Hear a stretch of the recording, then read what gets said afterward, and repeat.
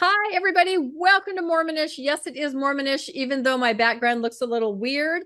I'm on the road. I am trying to be really productive and proactive and do podcasting on the road, which, tech is a bitch, isn't it, Rob? We have our wonderful guest, Yeah. Rob Lauer, on today, favorite returning guest. And like, I've been trying to do this with him for a week or so. And I'm like, Rob, my microphone, my drivers. Yeah, I'm learning a lot. I'm learning that I need to take a tech person on the road with me. So, but anyway, this podcast I think is super important. And I really, really wanted to get this done, even though I'm not back in my studio with all my things that I'm comfortable with, right? I don't even have my Mormonish mug. I have a mug from Washington, D.C., which is amazing. That's where I was a couple weeks ago.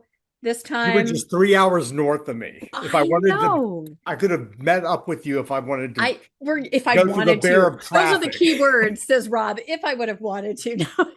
The traffic. The traffic up that way is I learned a crazy. little bit about the traffic, but right now I'm in Italy. If I were to open that window, the traffic, I don't know how anybody can drive here. I've been taking taxis because it's in, but enough of all that. We have our wonderful Rob Lauer on with us today because he knows everything about every topic.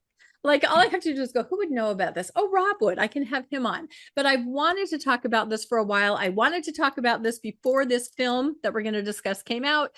Ran out of time. Now it's out. A lot of you have seen it. And we are talking about Truth and Treason, put out by Angel Studios. And it is the Hubener story, the Helmuth Hübener story.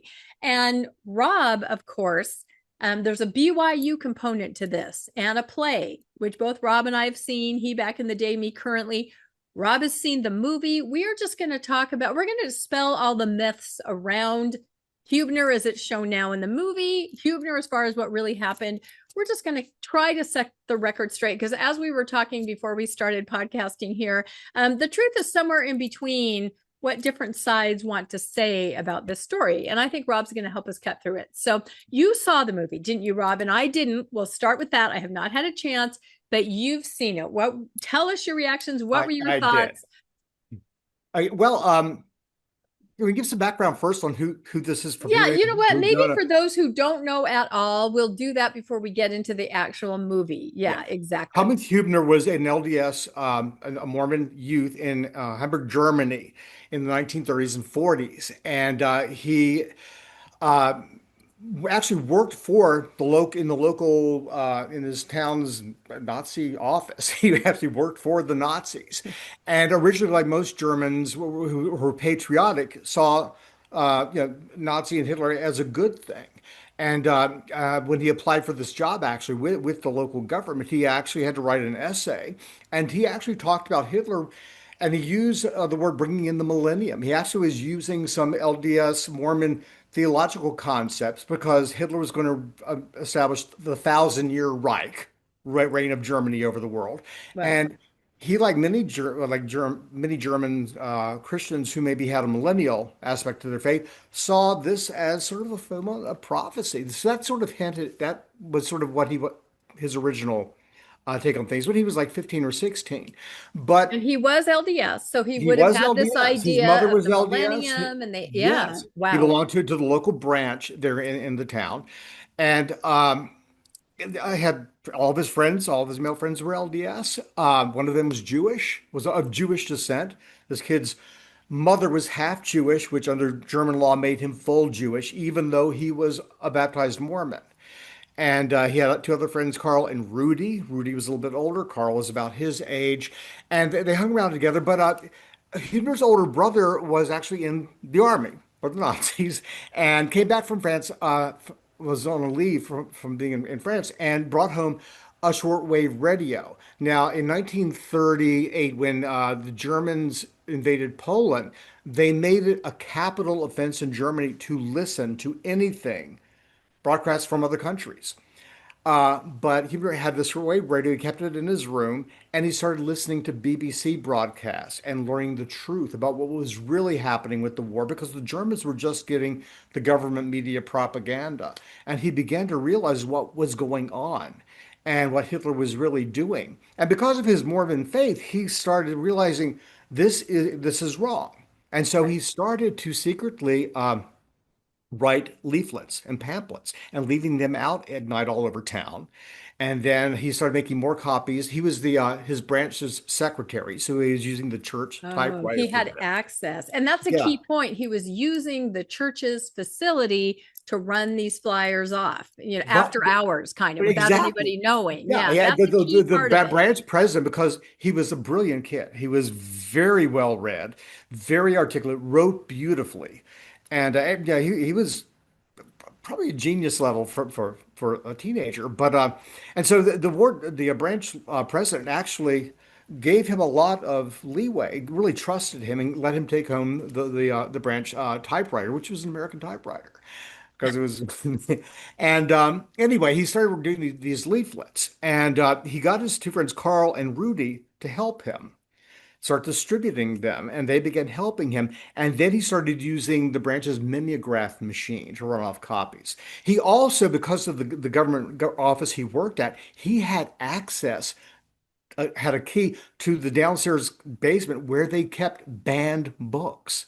So he was going in and reading banned books as well and quoting from them, and just blatantly anti-Hitler propaganda and leading it all over the city. And his two friends, him, were helping. They go out at night and basically paper the entire city. They each take a different part of the city.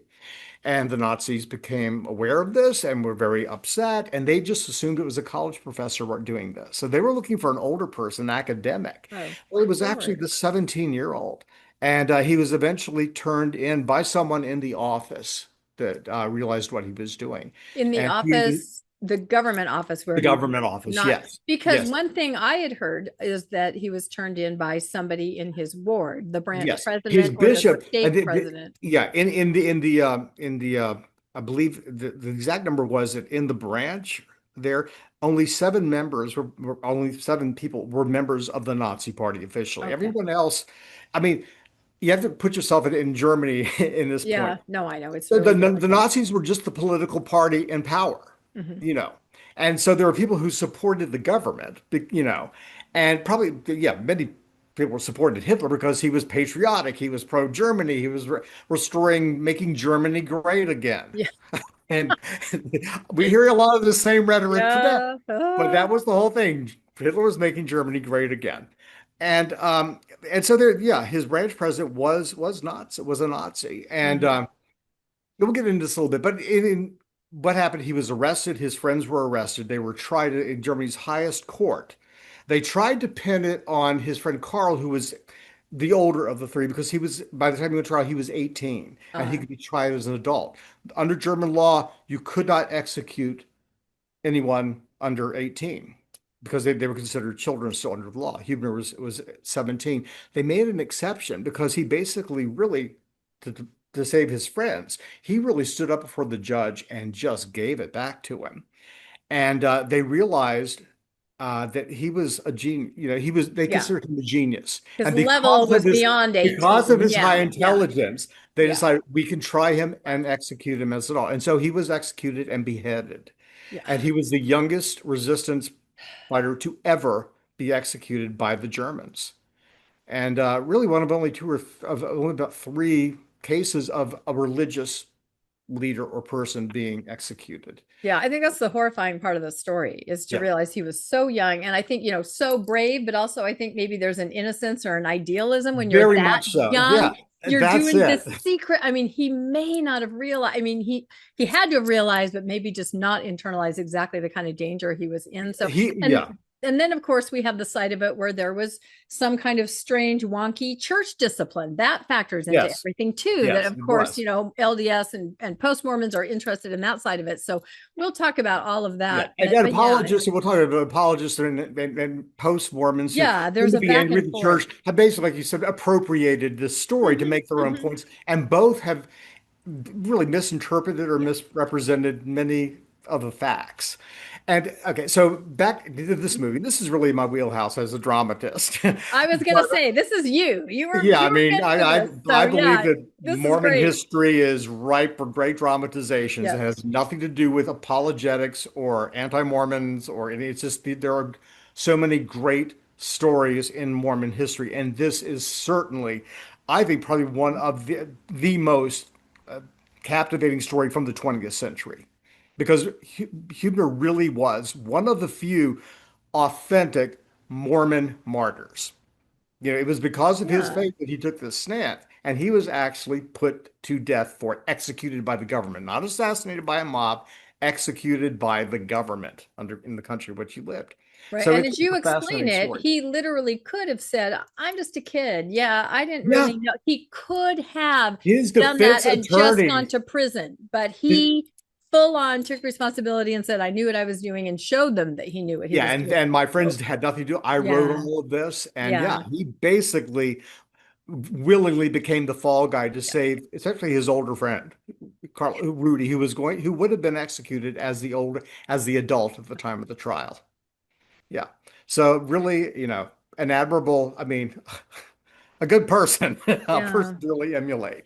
And after the war, so many Germans just wanted to forget Hmm. their part in all of this, including the German Mormons. Hmm. But this story was more Germans themselves, non-Mormon Germans in the 1950s and 60s discovered Huber and really made a hero out of him. And it was because of that hero, them basically praising him, that a BYU professor came across him in the 70s and started right, and basically encouraged another BYU professor, a friend of mine, Tom Rogers, the late Tom Hmm. Rogers, a great Mormon playwright, probably the best so far. I would say the father of Mormon drama, to write a play about it. And Tom had served his mission in Germany in probably, I'm assuming probably the late 50s, early 60s, and had heard about this. And he thought it was really weird because he heard members of the where he served his mission talk about Hubener. And he found that very strange because it was always sort of in hush, Hmm. Hmm. whispered terms. And everyone was but obviously they were upset by it, but he thought it was weird because they never spoke about what they were doing during World War II. But this person, the death of this kid really had affected them. And so when years later, cut to 1970s, this friend of his is giving a lecture at BYU on Hubener, who he's just discovered and is writing a book on. And he challenges, he's a friend of Tom. He says, well, Tom, you're a playwright. You need to write a play about this. And so Tom did. And that play was entitled Hubener, and it was premiered at BYU in 1975. And the two surviving friends of Hubener, they had many German Mormons had migrated to the U.S. after the war. They were actually living in the Provo area, and they came and saw the show, and actually they brought them up on the stage. This was a huge hit, and the theme of this show, and just so watchers people watching this understand, dramatists take history and they extract from history the facts that they need, and they have to elaborate on those to tell a particular story. They're looking at a historical episode and they're imposing a particular story. The story that Tom Rogers in his play Hubener was telling was the story of, again, a very idealistic Hmm. Mormon youth who is coming up against his bishop, essentially, a Zollner, who is also very, very a Nazi and but very devout, and saw Nazism and Mormonism as being totally congruent and going together, and their struggle against each other. And so Hubener standing up against priesthood authority and then being arrested and then excommunicated. And then the last scenes in the play are the bishop, the branch president, having to come to terms with his conscience for having done this, for feeling Yeah. responsible for the execution of this kid. Yeah, I was just going to say, and you're going to talk about how then the play was not performed for a while, but I had the opportunity to see it about 3 years ago at Southern Utah. I can't remember where I went, somewhere of college production. And I knew it was a play that had kind of fallen out of favor. I didn't know the details like I do now, what we're Yeah. going to talk about. But I will tell you, that was an emotionally charged play because, like you said, there's the nuance everywhere. There's no black and white character in the entire thing. Even the Yeah. bishop or the branch president, he's also wrestling. Everybody's wrestling. The family members are it was just such a time that none of us, I think, can put ourselves in. But I just remember, I went with the group and I said, "Hey, it'll be really fun. We're going to go see Hubener." I probably should have, let some people, because at A the end of slap it, your knee musical comedy and about I wish freedom. I could remember, but there also was a family member there. This was a few years ago. So I think it was the son of one of them. It was somebody that was connected that they brought up on the stage. Yeah.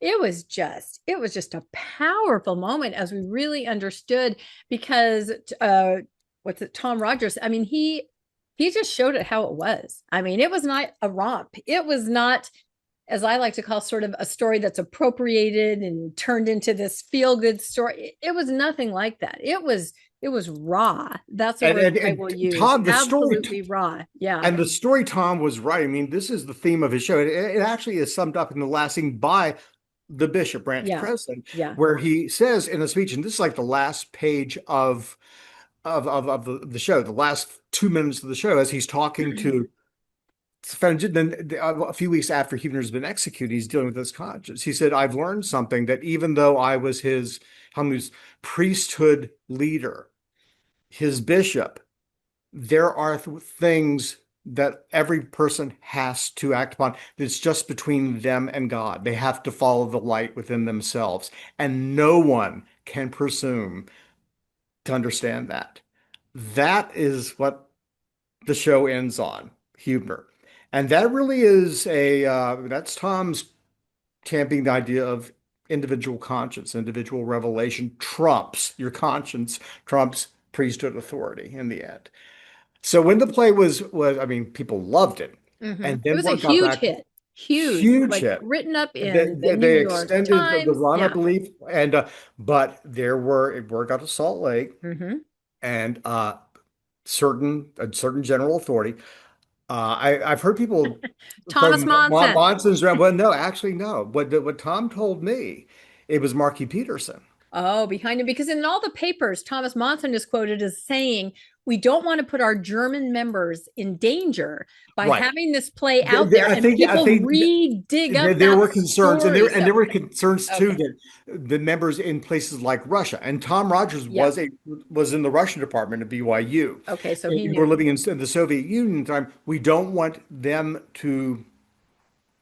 government to become suspicious of them if it's Right. coming That out that there's an LDS Mormons connection or basically will something. stand up against totalitarian governments, Yeah. dictatorships. Well, I'm not surprised to hear it's Marky Peterson behind No, everything, because because it he seems was like everything responsible I for. hear, he's behind. Do you know what Oh, I mean? Like everything, the priesthood ban, the masturbation pamphlet. I mean, everything. no, he was behind the excommunication of basically anybody Yeah. who championed Yep. individual conscience. Most Yep. famously, at the time, Professors at a woman named BYU. Annalise Scarron, who Yep.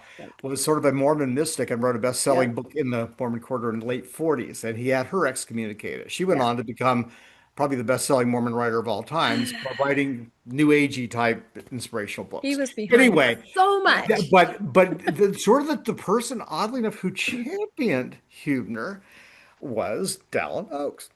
Yeah, Interesting. he That's was not a general fascinating. authority yet. He Right. was the president of BYU. And so he said to some of the general authorities, "Come down and see this. You've Mm. got to see it. It's a great play." And so they came down and saw it. And what Tom does, he has Huber quoting length from Joseph Smith throughout Hmm. the, Yeah. the play. And at the end, as they're walking out in the parking lot with the general authorities, Oakes asked, I guess, Marky Peterson, "So what did you think?" And he said, "Well, Hubener was no Joseph Smith."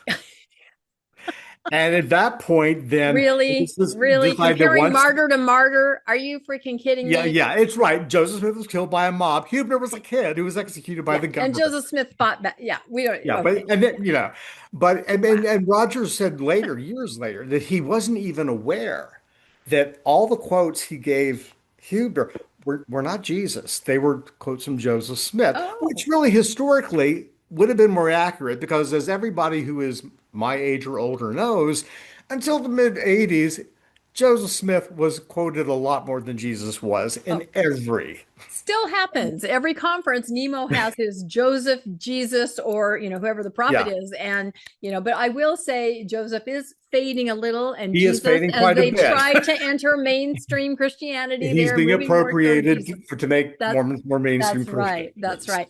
So But they see it, but they're, and what's sad, what I've read, of course, is that this play, there were lots of other places interested in putting oh, this on. Like they were absolutely. they were sending Yeah. out inquiries to Yes. say, I want to buy the rights, I want to put this on. Like it was huge. And this was the vehicle that put Hubener on the map for Mhm. more for LD for the general LDS population. Right. It But the was general after because authorities shut that down then. They said, can't sell it, they said, yeah, they said you can't can.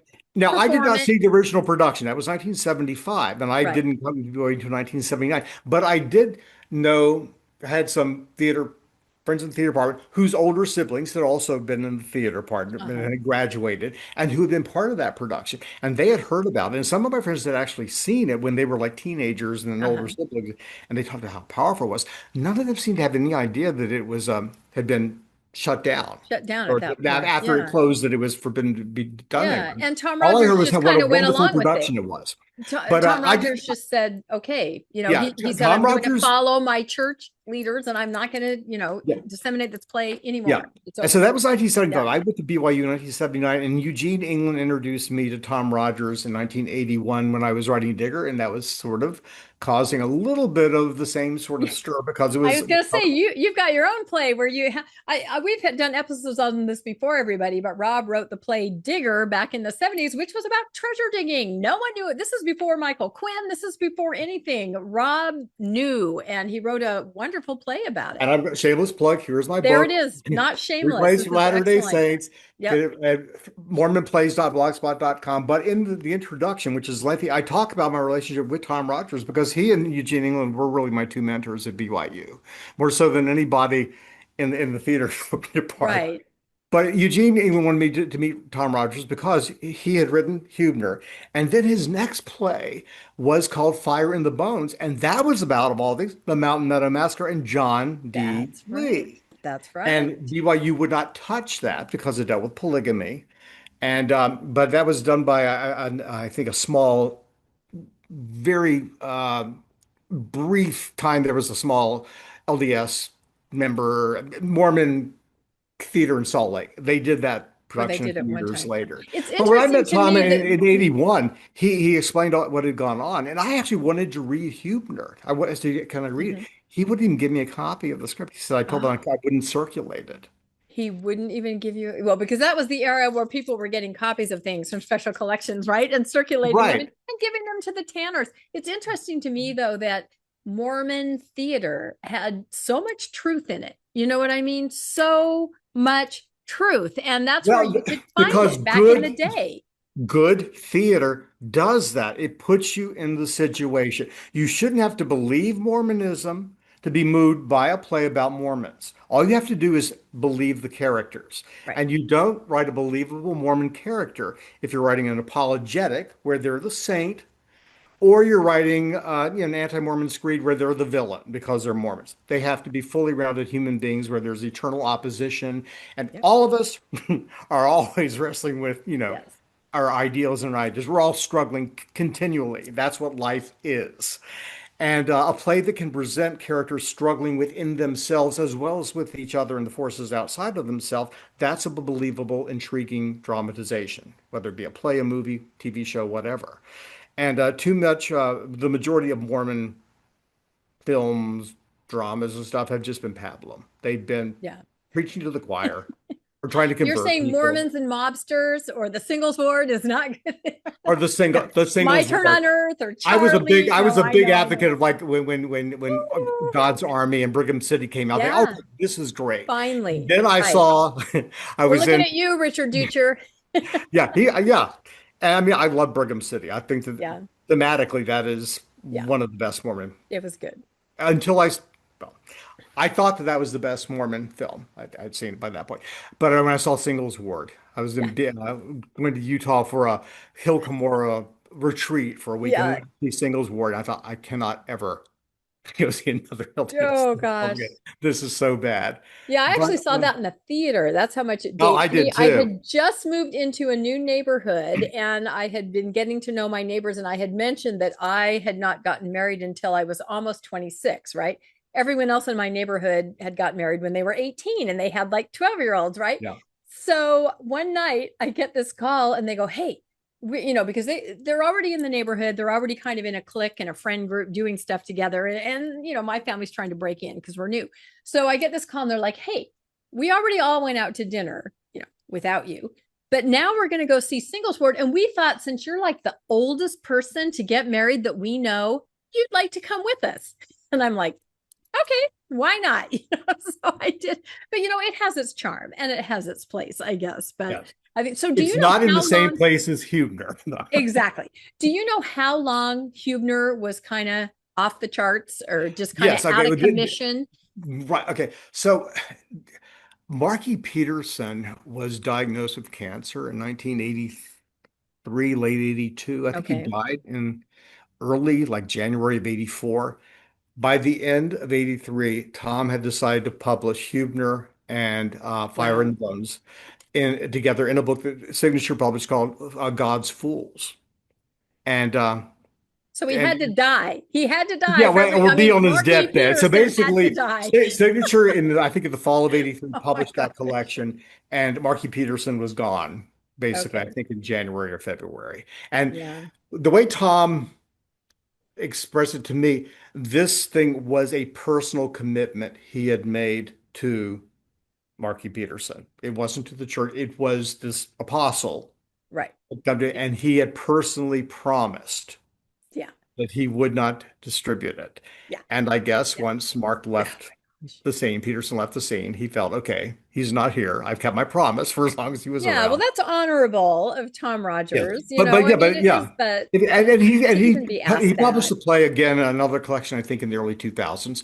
And Zion Theatricals, Premier Theatricals, which handles Digger and My Turn on Right. Earth and Saturday's Wars, they handle Hubener. And they handle fever. So, They and this handle is why Hubener. I'm so interested in this because in Hubener, they really do handle the church discipline, the church aspect, the, incredible dynamic between the church leader and Hubener. Maybe talk a little bit about how that's handled in the play and the reality of it. And then we'll kind of talk about, Yeah. what the movie is. Because I think, like you said, there's those of us on the post-Mormon side say, "Oh, this movie didn't represent what really happened and he was treated unfairly." We're kind of like this. And then on the faithful side, they're like, "Oh, it's a beautiful story." And they don't know anything about the church Yeah. discipline or anything like that. So tell everybody how was that handled in the play? How does that kind of match up with the reality of what we know that happened? And then let's talk about you having seen the movie, because like I said, I have not yet. I've been, like you said, on the road for a month. So Well, I'm going to read very quickly. This is the yeah, last. go I'm ahead. going to actually read the thing that the Zollner, the Oh, bishop, good. the Okay. says in this place. Helmuth also taught me something. I now realize that although I was his priesthood leader, his bishop, Helmuth still had to act according to his own light. That there are matters a man must judge for himself, and which the rest of us may never presume to understand. Wow. That, I think, is why Marky Peters and those of his had such an issue, because that actually is what Tom is exploring in his play. Is yes, you have priesthood authority, and he Mhm. goes out of his way. Helmut saying within the play, yeah, I believe that really for one to obtain exaltation, they have to submit to the church. But in the moment, you have to follow the light of Christ, your personal revelation. And I would say that struggle, that is the central struggle that's always been in Mormonism from 1831 on. Because you have a theology that says one thing, and then you have an organization that over the decades and centuries has become increasingly more authoritarian Right. that says something else. And that's what Tom was exploring. And of course, that's also what you had in Germany. You had patriotic Germans who wanted to support the government, but then a government that was demanding more and more and more that they Right. sacrifice their conscience And for the authority. I think country. about the Mountain Meadows Massacre. There's a case where your priesthood And I authority am told working, you to do something and the and I am wrong finishing up my decision. play on that right now, Yeah, even no, as we my talk. I my should have that finished. ancestor, my Yeah. ancestor, who was, Yes. intimately involved in all of that, he made the wrong decision. He did not follow, which I hope might have been his gut, where he said this is wrong. He went blindly after what the priesthood leader said, Yeah. and And this is horror erupted. So, yeah, and the apologists are dealing with it. This is what they're yes, dealing with. They yes, wouldn't feel the need to apologize if, in some level, their conscience wasn't conflicted about very what good church point. requires and what their faith is Right. teaching them. And then I think post-Mormons become angry Yeah. because they had this faith that taught them these ideals, only to find that there was an institution that asked them on some level that eventually became too personal to turn their back on those ideals in order to support the organization. That's the central conflict Yeah. in LDS Mormonism. It Wow. always has been, and I think I think you hit will it be, right there. as I long think as it there's really this is. authoritarian Yeah. approach to things. So Yeah. that's And I've what Tom is talked to exploring. faithful people who've seen the movie and they don't understand that there was even church discipline. They have no idea Yeah, that oh, that was yeah, even part of and it. we'll get that. So the But in play Tom's definitely play, the covered thing it. he got right was, of course, was that aspect of the story. He focused, and that was because that certainly was what was going on as part of the reality when it was happening. Yeah. There He were was those struggles for excommunicated. both those Right. people, Hubener and his branch president. And so that was the story that Tom is telling, what he is exploring, the human condition that he is exploring in his play. Some things that he got wrong, that he used to in Act One ends with an interview with the bishop, this owner, and basically he tells Hubener, if you do this, you're putting yourself in danger. Do you understand that? And Hubener says, yeah, I do. And he said, okay, then we understand. Yeah, and they end that. Act two begins. It's sacrament meeting on Sunday morning. They're giving the announcements, and then they ask everyone who is an erotic priesthood holder or not a member to please leave the room. And they announce that Hubener has been excommunicated and that two of his accomplices, and he names Rudy and the other kid who are there, are his accomplices. And at that point, Nazi officials come in and arrest the two kids in sacrament meeting and take them off. Yeah. That never happened. That is not Yeah. what happened. I was assuming that But was a device, but the it was, concept but is again, sound. it is That a is, device, yeah. and that's what you always have to remember when you watch any Right. dramatization of anything. It's not history, and it shouldn't be apologized. It shouldn't be a screed. But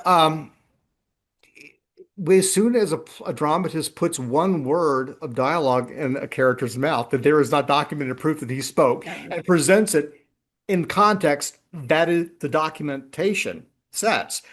You have gone into fiction. All dramatization, all historical fiction is primarily fiction. It can hewn as close to the facts as the playwright or dramatist wants, but they have to take liberties. Otherwise, it's not going to be interesting and you're not going to be no. telling a story. No, you're like reading a report, kind of, is what it is. Yeah, But the bottom line is he was excommunicated. Although yes, now the narrative, and there's been an article in the Tribune, is it was kind of a rogue branch yes. president, right? Right. And yeah, what you have to say about that, I think, is super Yeah, interesting. And because just what happened in by 1940, 1939, 1940, when the war broke, when basically Germany invaded Poland.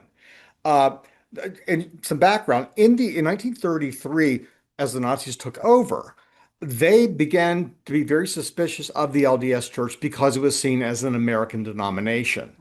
And so they started basically trolling, sending secret police to sit in on meetings. Heber J. Grant came to speak to the German saints, I think in 1937, and basically just told them to live the gospel and live by according to the articles of faith. And one of those is that we believe in being subjects to yeah, rulers, magistrates, and all that. Now, from a theological standpoint, there's a section of the DNC about you don't have to uphold laws that aren't constitutional, that don't protect human rights, but right. we won't get into that. But the Gestapo, they actually sent the secret police and they reported on his meeting. They were secretly observing him. In 1935, 37, the government, the Nazi Germany, banned one of their banned books in Germany, illegal to have this, was the Articles of Faith by Talmage. Hmm. So, because again, they were seeing a lot of American ideas in Mormonism and they didn't trust it.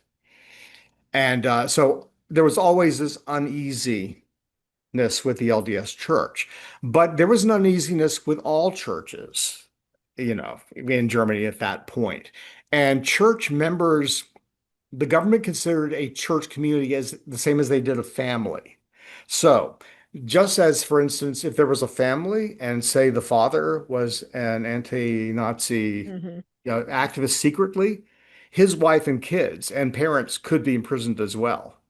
And it was the same way with a religious or congregation. If one member was doing something, was an anti-Hitler, an anti-Nazi activist, the entire congregation could be arrested. Typically, So now what that did Hubener not was doing could could put the potentially church put in danger. Yeah, everybody in danger. So right, yeah, exactly. and of course we all hear then that, to kind of soothe things over, the genealogy the church was doing, that, they were offering that to, the German government, for Yeah. nefarious purposes. It was just such a time I don't think Again, any of and, us and can we have to keep in fathom. mind too that although we know now that about the Holocaust, it was always known that Germans wanted to get rid of the Jews and that they Right. were beasts. But the propaganda the government was putting out throughout the war was that they were rounding up the Jews and then sending them off to camps to be then sent back to some other country Yeah, a eventually. special And place to now, live, their it own wasn't until country. after Right. the war that we discovered the concentration camps Yeah. and understood what was going on. I had an uncle who was who liberated one of the first camps, Oh my gosh. and he had no idea, and it traumatized him for the Yeah. rest of his life. Wow. But anyway, so Yeah, history is hindsight. Hindsight is 2020, right? We can see it that's all it. from our perspective now, but to be in it, there's no way we could ever If comprehend you, if that. you can put yourself into any part of your life, just look at your life today. We all have conflicts going on all levels, family, work, whatever. And we aren't imposing a story on. We're just getting through the Hmm. day. Exactly. Now, next week, next month, next year, we'll look back and say, "Oh my Hmm. gosh!" And I suddenly should have seen that. we'll see the Yep. things that really mattered Yep. to us, and we'll impose a story on it. We'll say, Yeah. "Yeah, back in October, blah, I was dealing with blah blah blah blah blah blah blah," and that becomes a central thing in our memory. But back in October, we were actually dealing with everything that was Yeah. coming at We were us. in it. Yep. We were in it. And that's the same way it is with history, with life when you're living it. When you're dramatizing it, you're doing what each of us do when we look back on last week or last year of our lives. We're looking at the things that ended up mattering the most in the long run, and we're letting that be our main story. And so that's what a dramatist does as well.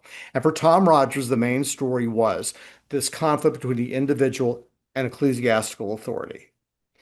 And so, of course, yeah, that caused waves. Now, okay, Truth and Treason. I saw that, and it's been out for about 3 weeks now, and it is about a 2-hour film. And what I learned at the end of the 2-hour film is that the actual running time of the actual film, the director's cut, is actually 4 hours.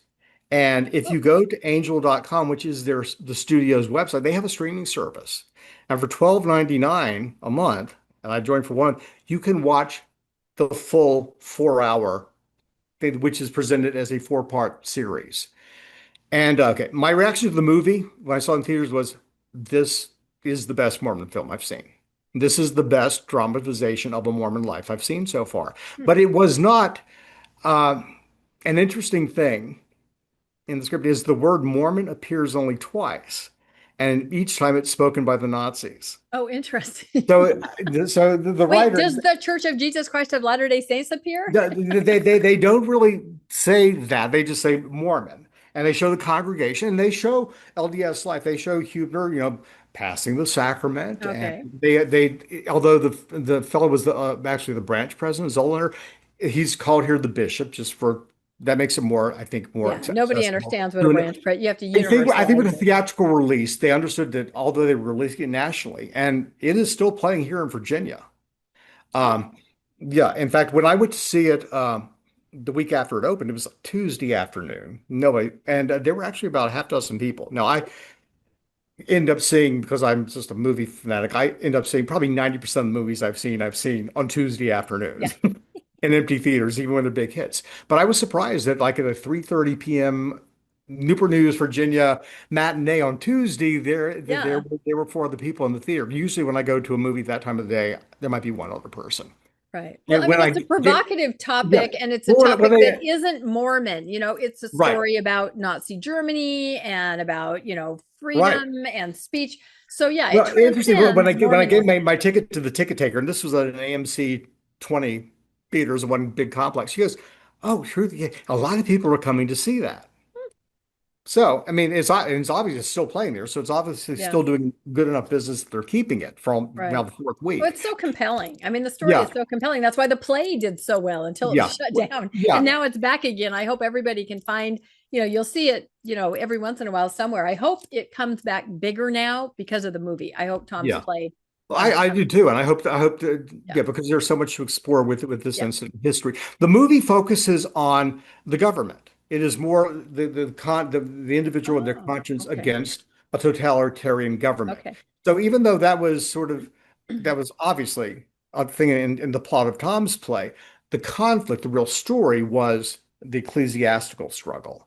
Right. And But the this movie really doesn't is. have that. The movie doesn't have the ecclesiastical struggle because they don't even mention the Well, yeah, and excommunication. then this is where we'll get into some different in the theatrical release, which I'm sure, I need just to give the director credit. Matt Whitaker is the director, Mhm. and the first movie he ever made was in 2000, was a documentary about Hubener, Mhm. and his co-writer Was that Ethan Truth and Conviction? Truth Conviction, which you can watch for free Yes. Yes. on YouTube, and And it that's is a Angel fantastic, Studios too. That's what I thought yeah. was interesting. You have Truth and Conviction, which was more of a documentary, and then, such a compelling story. Here we are a few years later, and now it's, more for a mass Yeah, audience, and and it's what's so Truth and wonderful is that Treason. that movie that documentary contains extensive interviews with Mhm. Rudy, the 18-year-old Mhm. who Mhm. was actually sentenced to 10 years in prison, was in prison for that, and then Yeah. was forced to serve in the German army, and when at the end of the war was captured by the Russians and held as a Russian prisoner of war for another 5 years, and then he basically left Europe. I would have too, and moved Right. to Ends up in Utah. Provo. Yeah, but the thing is that I haven't heard in some of the sort of the people who are angry at the LDS Church and sort of use this for their purposes is that the other two members of the church who were arrested, they still remained in the church and were faithful, Yeah. and they were the ones witness. They were the victims of all Yeah. this. So in their eyes, the church wasn't at fault. Um, but anyway, he has done a Matt Whitaker has done a wonderful job with the screenplay and with the directing. It's a gorgeous film to look at. It's beautiful, and the acting. I don't know if these actors are LDS or what. I think most of them are European.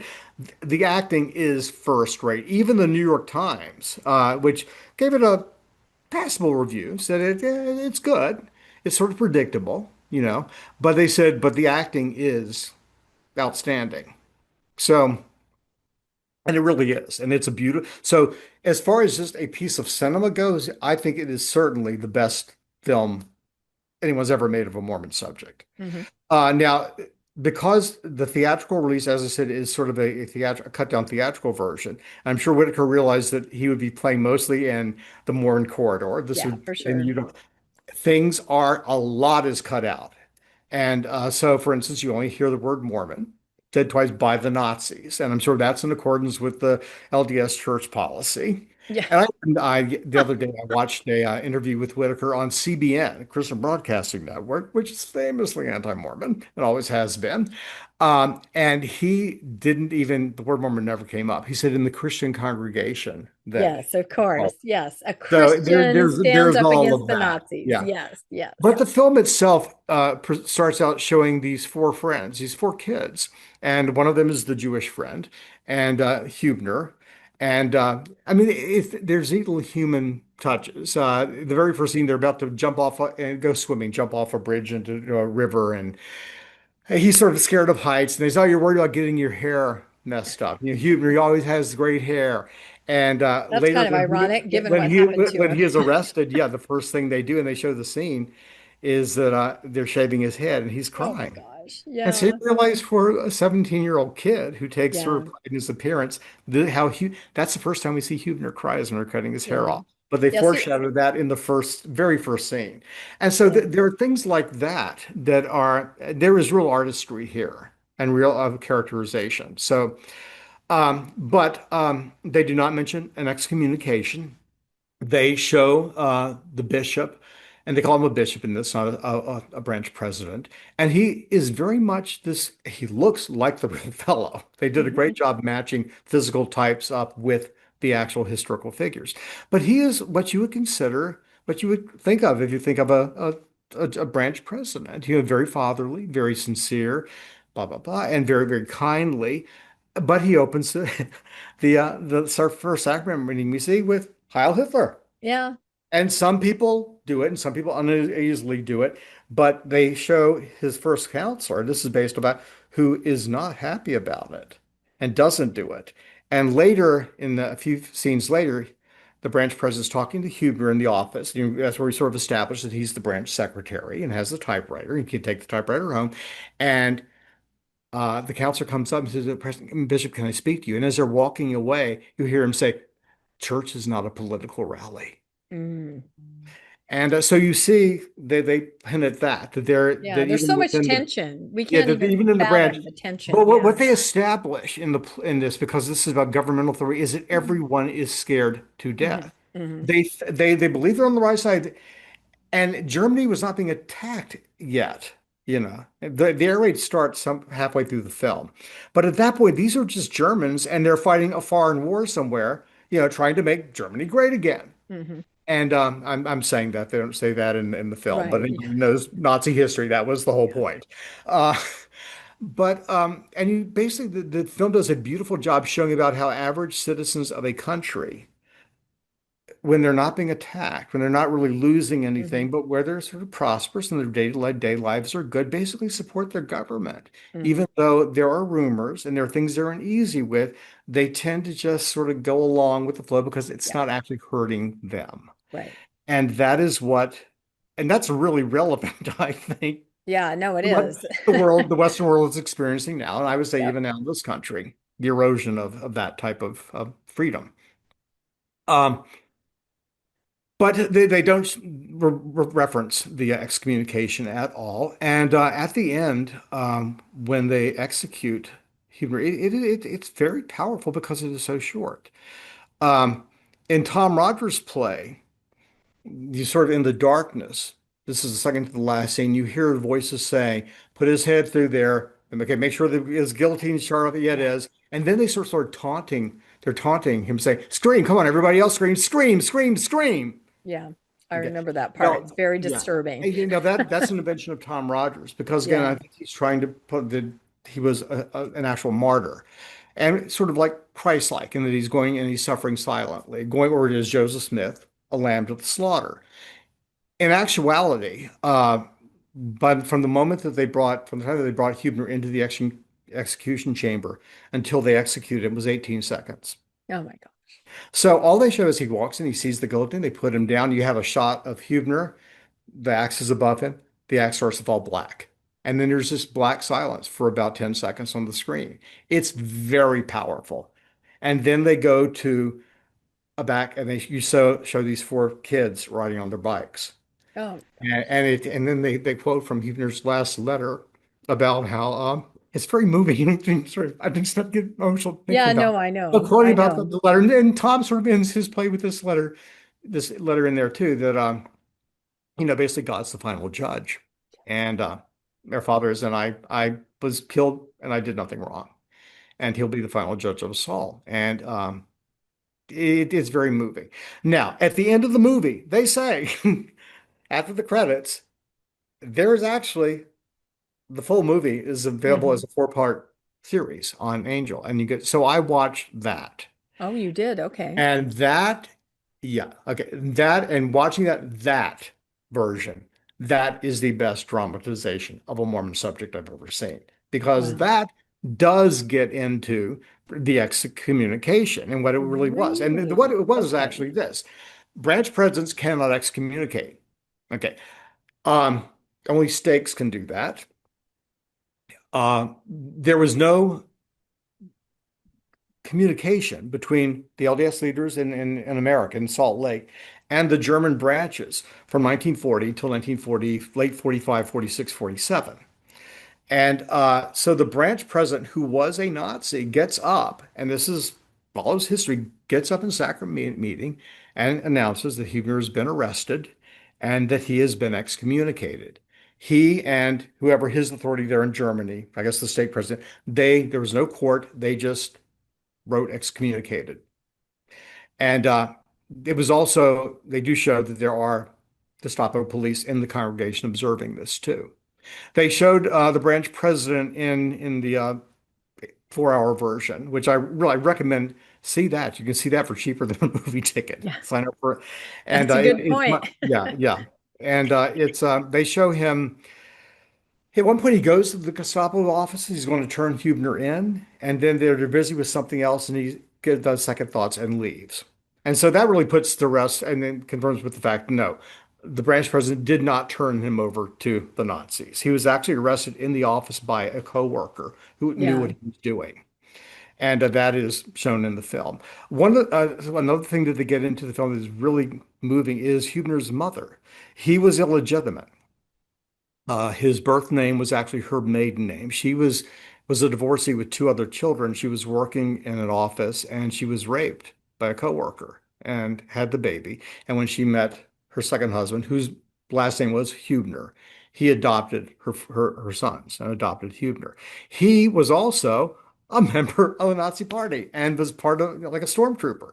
And so when he finds out that Hubener has this illegal radio and is listening to the BBC, he kicks him out, and Hubener moves in with his grandparents, his mother's parents. And but what you see when his stormtrooper stepfather finds the radio is angry. He smacks him around, but you see that he's scared to death for his safety and the yeah, safety of his wife because he yeah. loves Hubener's mother. There are things in the 4 hour version. There's a scene. Hubener's going to give a sacrament meeting talk, and the mother's in bed with her husband, and she says, Hubener's speaking in church tomorrow. Why don't you come here?" And he goes, I'm sure we'll do a good job. Maybe some other time. And anyone who's been married to a non-member who Yeah, has member children knows yeah. what that is like. So they really get into that aspect of Oh, they LDS. did. Okay, because that was in the play. In fact, in the play, everybody kept trying to convert Huebner's father. There was always Right. that kind of thing. Why don't you go? Right. And he was like, Yeah. no. So, Yeah. so that was in the movie too. Okay, in Right. the extended cut, extended. Yeah, but you also then see the tension because when he forbids his wife to go see Huebner, to have anything to do with him when he Mhm. moves in with the grandparents because he doesn't tell her what's going on, but he's fearing for her life. Right. Yeah.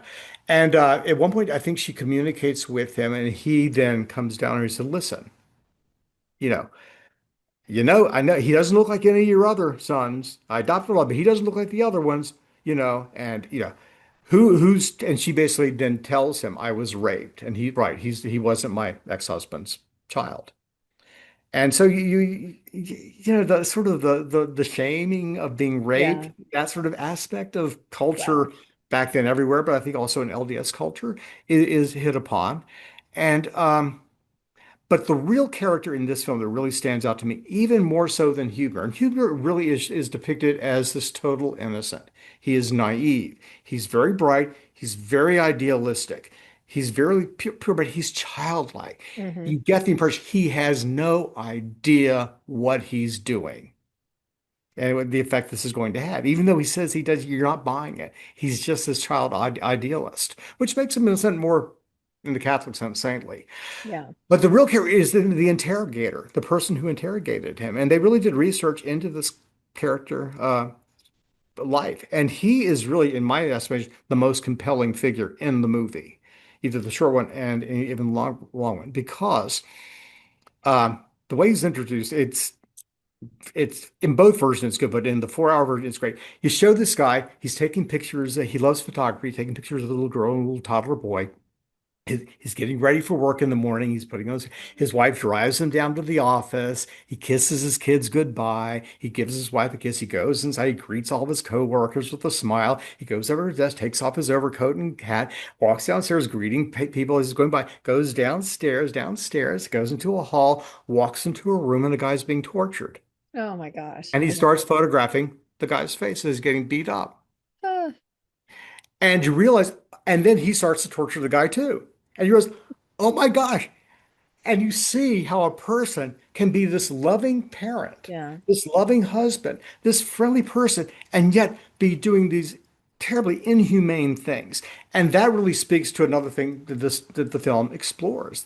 How do people who are otherwise good condone and engage in such inhumane actions?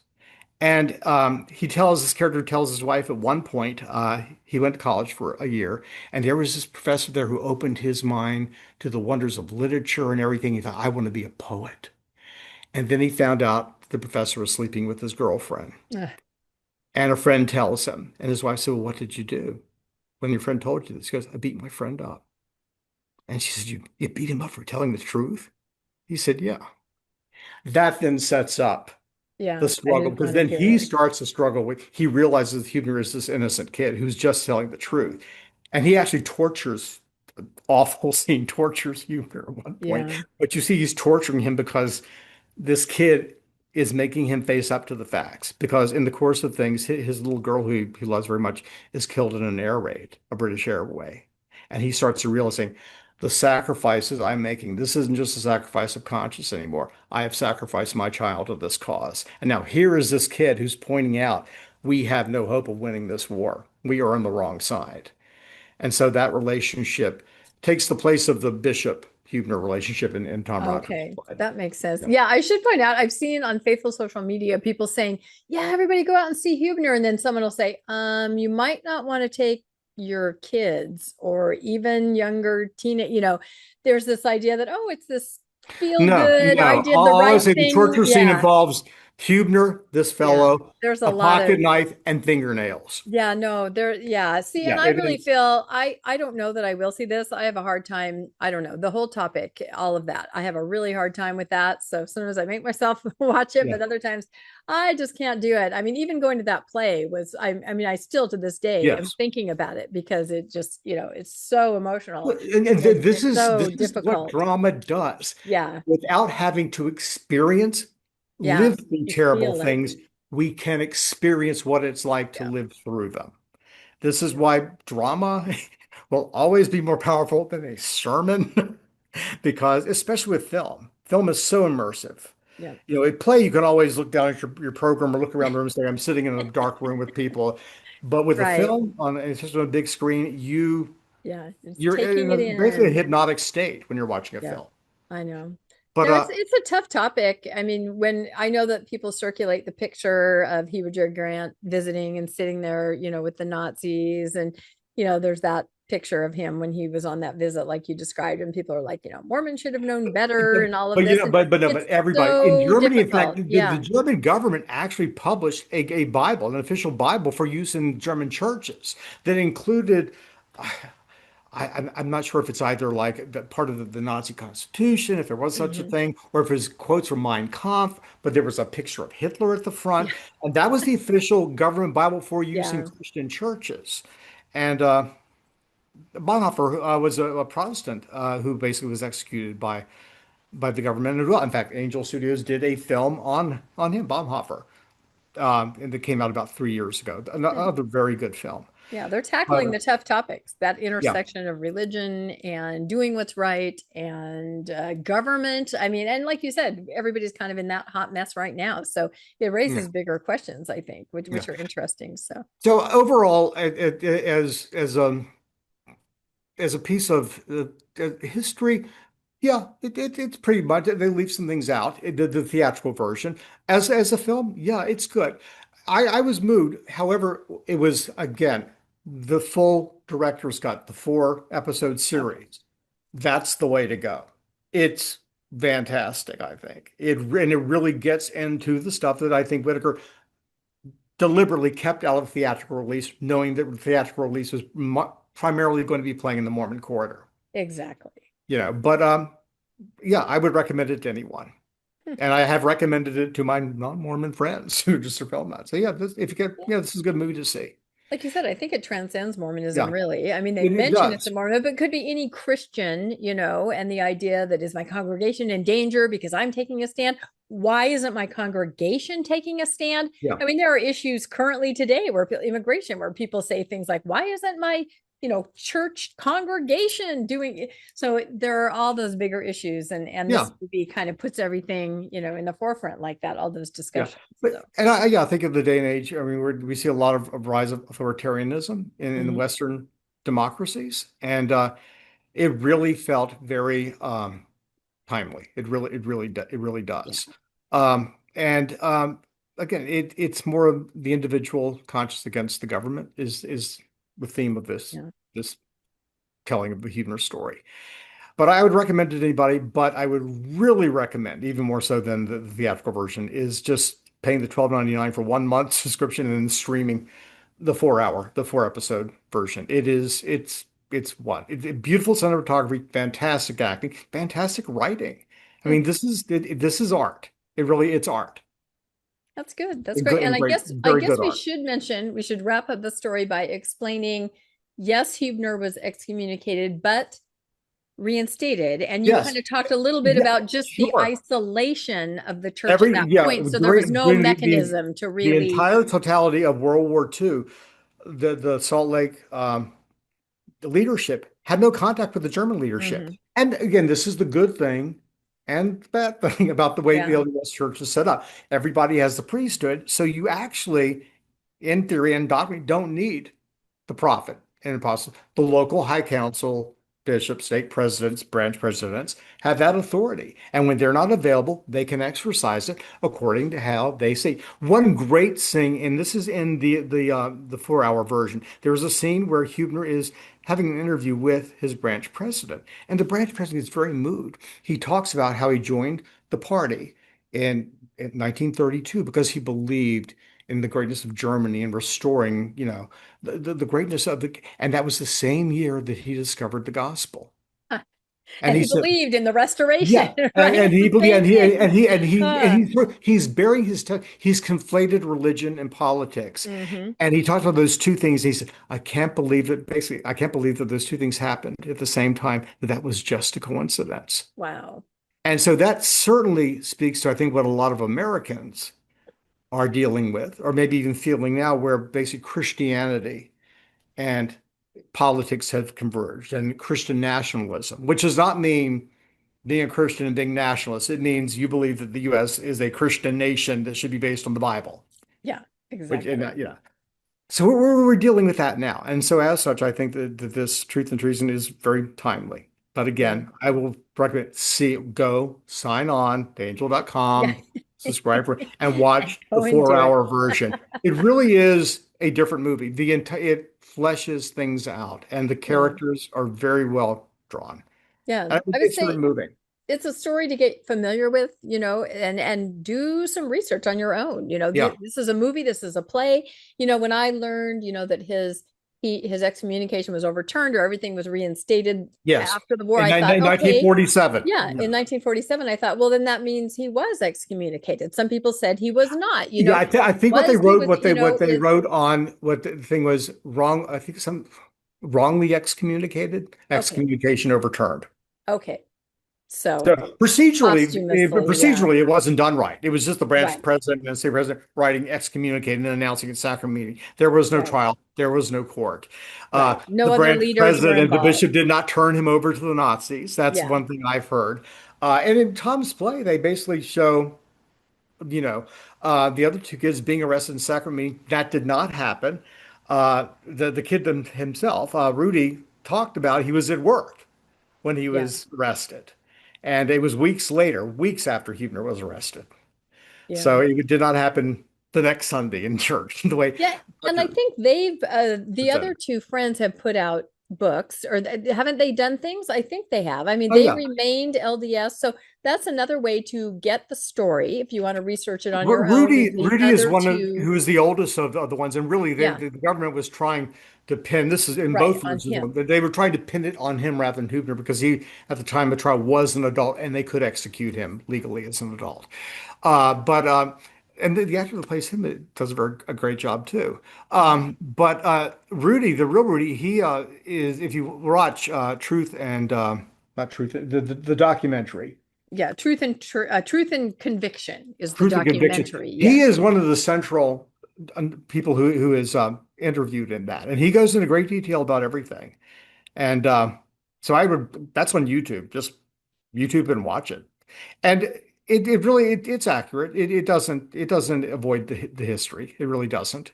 And when it comes down to it, the yeah, Truth and Treason doesn't either. It gets the history right. It again, the 4 hour version is the version to watch. So That's that's it. my No, takeaway. there it is. That we need to start a Rob Lauer movie review corner And I have or no theatrical toleration. review. And I have no toleration for so-called Mormon drama that's Yeah. apologetic. Yep. No, I know. And I think that's what everybody, when we all heard the excommunication was not mentioned, we all thought, oh, okay, it's a feel good. They're not going to talk about any of the reality. I can't say But it's this is not the and it's case. certainly No, not a it's feel-good not. movie. I Maybe those were mean, the wrong words. I mean, like an yeah. inspiring, I'm a martyr for the, that kind of Yeah, a I, thing. I But I don't know of too many movies where because the villain in the piece, the interrogator, who is also you feel for him. He's a yeah, human. He's not a. I mean, but you show people they're drinking, they're smoking. yeah, There's violence, there's blood. right. These are not things that you typically see in LDS cinema. Right. It's And it's made for Angel LDS audience. Studios. I mean, they do produce Mormon centric films, but they also produce a lot of other things that, Yeah, so they yeah. do a lot. So, well, that's excellent. Well, I will leave it up to everybody listening or viewing. Let us know what you guys, if you've already seen it, what you think. Were you aware of the extended cut, right? That's a really good tip from Rob Yeah. that we can all go and watch that. And also just to look at other sources if you're interested in that era as far as Mormonism. There is a wonderful book, and now it's totally out of my head, Mormons and Nazis, right? By Yeah. oh, what is his name? Oh my goodness, I can't remember. We almost had him on, and then I had bronchitis, and then he was sick, and we didn't. But I know that Mormon Stories has done several interviews with him. But it's a very complex history, Mormonism in the Nazi era, And and even in the US in the 1930s, yeah, most Americans were not, they didn't want to get involved. They weren't involved. yes, They didn't want to get involved. Charles Lindbergh, yeah, famously the most famous American of his day, yeah, initially supported Hitler. yeah. No, there's a lot of that. So it's, you can't just paint it with one brush. There are a lot of areas that are gray. So it's fascinating. Well, thank you for joining us. This is awesome. And please, everybody, comment, let us know if you've heard of this film, heard of the story. And, if I ever see that play coming up somewhere, I will let everybody know because, like I said, I'm still talking about it years later. It had quite the impact on me. Yeah, it was pretty intense. So I'd love to be able to promote that wherever that comes out. So please like and subscribe to Mormonish Podcast. And if you'd like to be made aware of when new episodes come out, you can hit that notification bell. You can always go into our show notes if you feel so inclined to make a donation to Mormonish Podcast. It is getting to be the end of the year. We are a nonprofit. If you're looking for somewhere not to do your tithing declaration, but somewhere else, we love it when you guys make donations. We just appreciate it so much. It means the world to us. We also have links to our merch store. Like I said, I don't have my Mormonish mug. I have a U.S. Capitol mug here, which we don't have in our merch store, but you can always find links in the show notes. And again, thank you, Rob. You're just so fabulous. Rob is so great. Like I'll text him in the middle of the night, hey, I want to talk about Hubener. He's like, I'm in. So we love it. This is going to be great. So do you have any projects or anything that you wanted alert For as anybody to, long or as you've just been show your interviewing book me, again or I'm something? finishing up my Mountain Meadow Massacre play, and I hope, Oh, yeah, yes. I finished up a first draft Oh, last gosh. in January. I'm putting this aside Okay. for about 8 months, and I picked it up last week, and I'm finishing it hopefully by the next 4 or 5 weeks, Oh my and God. I'm I am going to so start excited about this. Yeah, you've told me having about some this. readings of it Yeah. and trying to get it produced. Yeah. Oh my gosh. Okay. Yeah. Let Mormonish know what's happening step by step and what we can do because, yeah, you've told me the story and it's the only thing that makes me cry on air, right? People know that about me, the Mountain Meadows. Yeah. So yeah, I'd love to find out more about what's going on with that and see if we can help in any way or whatever. Cause yeah, it's going to be fantastic. So Well, thank you. everybody look for that coming up. Mountain Meadows play by Rob Lauer.